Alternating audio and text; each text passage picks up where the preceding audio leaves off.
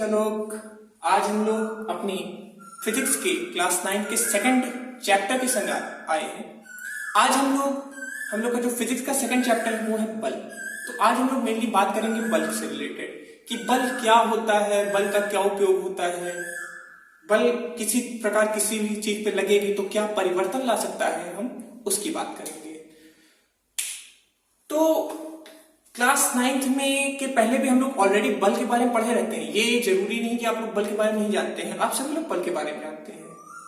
हर चीज में बल की आवश्यकता पड़ती है, या कोई भी वस्तु है। जैसे मान लीजिए आपके घर में आपको कहा गया कि ये सामान यहां से यहां रख दो, तो आपको क्या है, अगर हल्की चीज है तो आप उठाए, बल लगाया आपने, बट आपको महसूस नहीं हो। क्यों नहीं हुआ? क्योंकि वो हल्की चीज थी। अगर मैं वही थोड़ी भारी चीज आपको दे दूं, 20 किलो 30 किलो, और कहूं उठा के इधर से उधर रख दो, उठाओगे आप? उठा लोगे? उठाओगे, दम लगाओगे, आपको महसूस होगा। तो ध्यान रखिए, कोई भी वस्तु को एक स्थान से दूसरे स्थान ले जाना है तो बल लगता है। आप सोचेंगे कि पृथ्वी घूम रही है, मन में क्वेश्चन आया होगा कभी ना कभी, फिलहाल सोचे होंगे कि पृथ्वी घूम रही है चारों तरफ, तो उसको कौन बल दे रहा है? कौन है ऐसा जो उसको पकड़ के घुमा रहा है? तो ध्यान दीजिए, यहां पे गुरुत्वाकर्षण बल काम कर रहा है।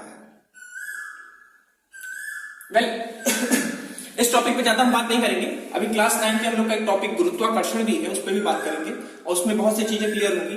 सो फॉरगॉट दैट, हम लोग अपने टॉपिक पे वापस आते हैं। बल बल क्या होता है? तो अगर परिभाषिक तौर से समझे तो बल वह बाहरी कारक है जो किसी पिंड के रूप और आकार में परिवर्तन कर सकता है, उसी को हम क्या बोलते हैं? बल कहते हैं। केवल इतना ही नहीं है, देखिए इसके आगे मैंने लिखा है कि बल लगने पर वस्तु की अवस्था में परिवर्तन होता है। अब अवस्था क्या? अवस्था दो प्रकार से हम इसको डिफाइन कर सकते हैं, गति और विराम। एग्जाम्पल के तौर पे कोई वस्तु रखी है, आपके घर वाले आपको पीटते थे, होता है डेली, पापा मम्मी से हम लोग मार खाते रहते हैं, आप भी खाते होंगे, मैं भी खाता हूं, हम सभी लोग खाते हैं, कोई बात नहीं, हम लोग का जन्मसिद्ध अधिकार, मार खाए। अब पापा से तो कुछ बोल नहीं सकते, मम्मी से कुछ बोल नहीं सकते, हम क्या करेंगे? हमको गुस्सा है, हमको कुछ तो करना है, कहीं तो गुस्सा निकालना है, तो हम गए दीवार पे अपना सिर लड़ा दिए। कभी लड़ाए हैं? मत करिएगा, आप ही का सिर फटेगा। तो क्या करेंगे? मान लेते हैं कोई वस्तु पड़ी है, हम लोग गए गुस्से में, उसको बहुत तेजी से पैर से मार दिए। वस्तु पहले किस अवस्था में थी? वस्तु पहले विराम अवस्था में थी।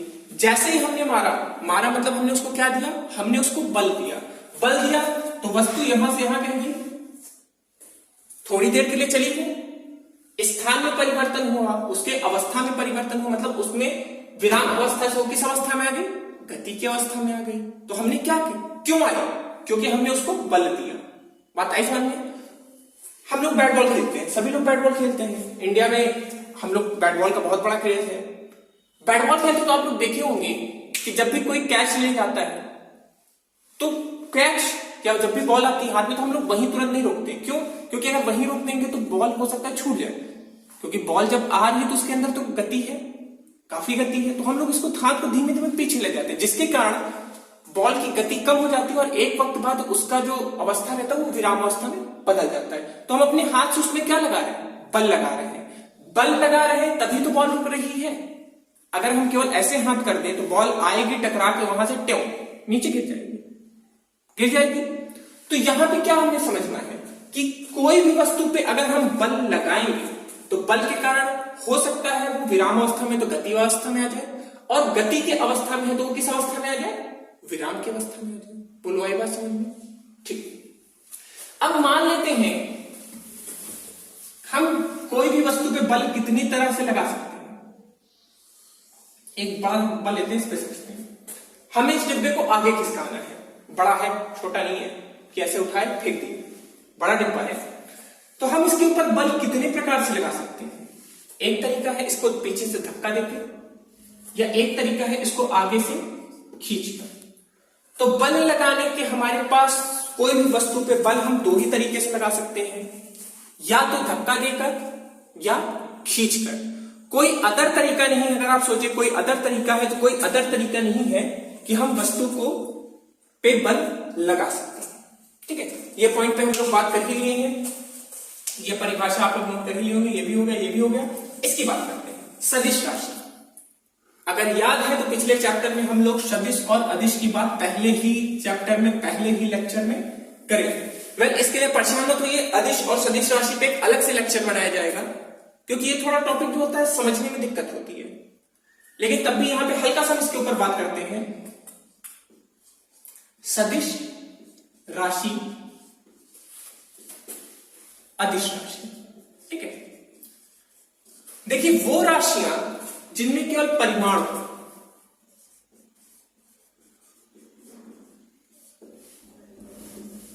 केवल परिमाण मतलब जिनमें केवल कोई संख्या हो और साथ में मात्रा हो, इसके अलावा कुछ भी न हो,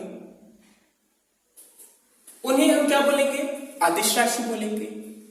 वे राशियां जिनमें परिमाण भी हो और साथ में दिशा भी हो, परिमाण के साथ क्या हो?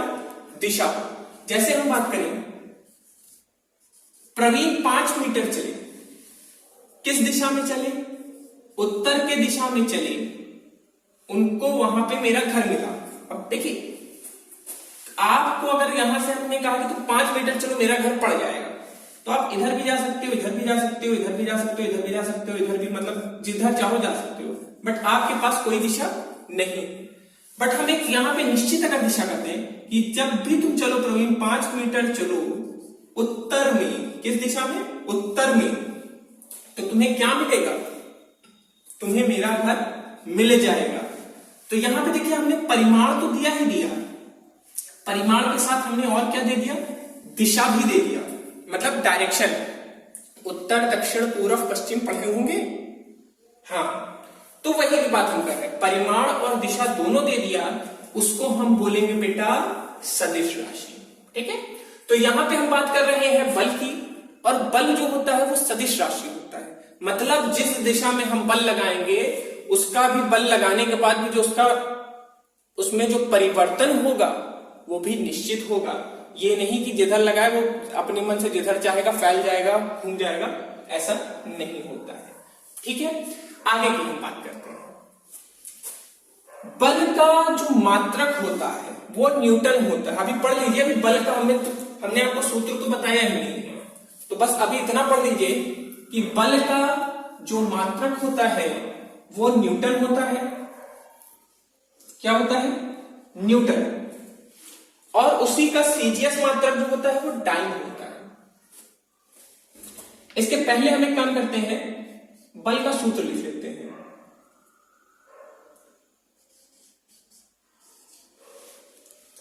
बल का जो सूत्र होता है द्रव्यमान गुणे त्वरण होता है। ठीक है, F equal to M into a. Clear है बात?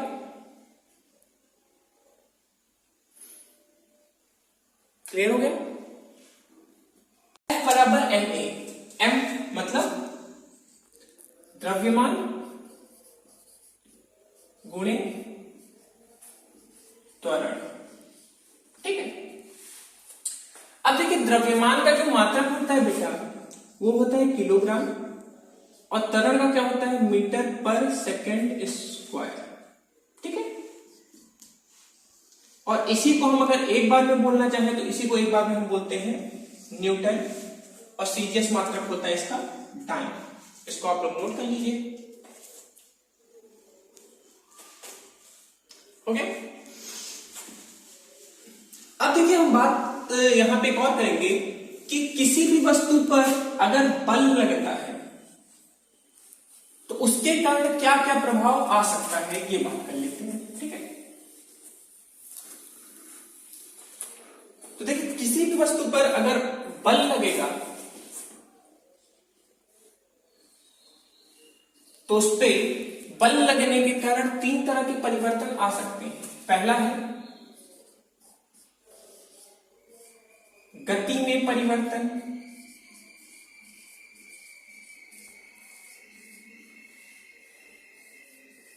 दूसरा है आकार में परिवर्तन,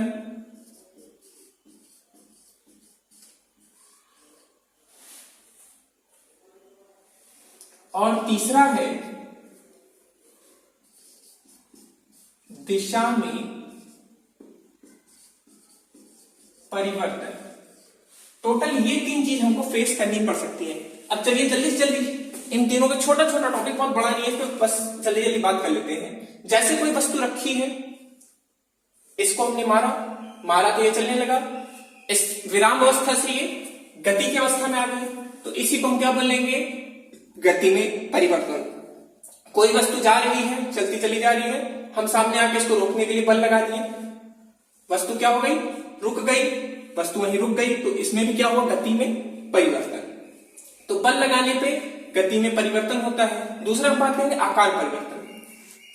कोई चीज रखी है, हम गए उसको बहुत तेजी से मारे, वो टूट गया, जैसे ही टूटा उसके आकार में आयतन में परिवर्तन आ गया, उसका रूप बदल गया, तो हम उसको क्या बोलेंगे, आकार में परिवर्तन या आयतन में परिवर्तन। ठीक है, एक वस्तु है इधर जा रही है, जैसे बैट बॉल हम लोग खेलते हैं, बॉलर आपकी तरफ बॉल फेंकता है और आप बैट लेकर तुरंत उसको मार देते हैं, तो यहां पे क्या हो रहा है, दिशा में आपने क्या कर दिया, परिवर्तन कर दिया। बैट से आपने मारा, उस पर बल लगाया, और जैसे ही बल लगाया बॉल किसी दूसरी दिशा में चली गई, इसी को हम क्या बोलेंगे, दिशा में परिवर्तन।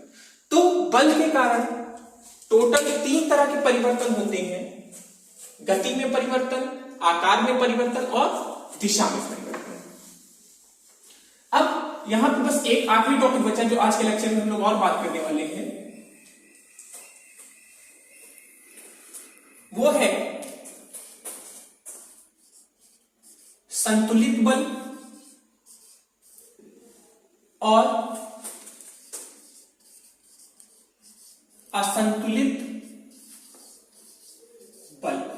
ठीक है, अब अगर डेफिनेशन लिखना चाहिए तो आप लिख सकते हैं कि यदि किसी वस्तु या पिंड पर 2 या 2 से अधिक बल लगे, 2 से अधिक, ध्यान रखिए एक नहीं होनी चाहिए, 2 या 2 से अधिक बल लगे तथा उसका परिमाण 0 आए। जैसे मान लीजिए रस्सी खींचने वाला गेम होता है, 2 के दोनों तरफ से बराबर बल लग रहा है, मतलब अगर इधर से 10 न्यूटन लग रहा है तो इधर से भी कितना लग रहा है, 10 न्यूटन लग रहा है। तो आप बताइए जो बीच वाली बिंदु है क्या वो खिसकेगी, नहीं खिसकेगी। क्यों, क्योंकि 2 के दोनों तरफ से बराबर बल लग रहा है, तो जितना बल लग रहा है उतना इधर से भी लग रहा है, बल खत्म हो जा रहा है, बल खत्म हो जा रहा है, इसलिए ना ये इधर जाएंगे ना इधर जाएंगे। लेकिन एक तरफ गलती से 11 न्यूटन हो गया, 11 न्यूटन मतलब इधर बल ज्यादा हो गया, ये इधर खिसकने लगा।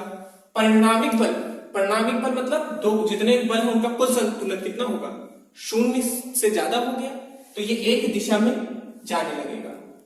फिर इधर भी 11 हो गया तो बराबर हो जाएगा और इधर उधर होना बंद हो जाएगा। तो ध्यान रखिए, जब 2 या 2 से अधिक बल किसी वस्तु या पिंड पे लगे और उसका परिणामिक बल 0 हो, कौन सा बल, परिणामिक बल कितना हो, तो परिणामी बल कितना हो जाएगा, यहां पे 0 हो जाएगा। असंतुलित बल क्या होता है, असंतुलित बल में जो परिणामी बल होता है, परिणामी बल वो 0 नहीं होता है। तो बस संतुलित बल और असंतुलित बल में भी हमको यही समझना है कि जब 2 या 2 से अधिक बल किसी एक पिंड पर कार्य करें और परिणामी बल 0 हो तो हमारा वो कौन सा बल कहलाएगा, संतुलित बल कहलाएगा। परिणामी बल 0 से ज्यादा हो या 0 ना हो, मतलब ज्यादा कम मत बोलिए, 0 ना हो, तो ऐसे बल को हम क्या बोलेंगे, असंतुलित बल। वेल, आज हम लोग का 2nd चैप्टर का 1st लेक्चर यहीं पे खत्म हो रहा है। नेक्स्ट चैप्टर जो नेक्स्ट लेक्चर में जो हम लोग बात करेंगे वो बहुत क्रूशियल रहेगा। उसमें हम बात करेंगे न्यूटन के गति के नियम के बारे में, न्यूटन के गति के नियम के बारे में। न्यूटन की गति के 3 नियम होते हैं मेनली। कोशिश रहेगा कि तीनों नियम की बात कर सके उसी लेक्चर में, बट इनकेस अगर नहीं हो पाएगा तो फिर से एक नया लेक्चर बनेगा। तो अब अगला जो टॉपिक रहेगा वो इससे भी ज्यादा इंपॉर्टेंट है। क्यों? क्योंकि इन तीनों नियम का आपको कहीं ना कहीं यूज आता रहेगा, इनके एप्लीकेशंस मतलब इनको कहाँ उपयोग है उसकी बात होती रहेगी। सो आज के लिए थैंक यू आप लोग से। इसके नोट्स मेंटेन रखिए, प्रॉपरली पढ़िए, कोई भी क्वेरी हो कमेंट बॉक्स में हमको बताइए, आई विल रिजॉल्व इट।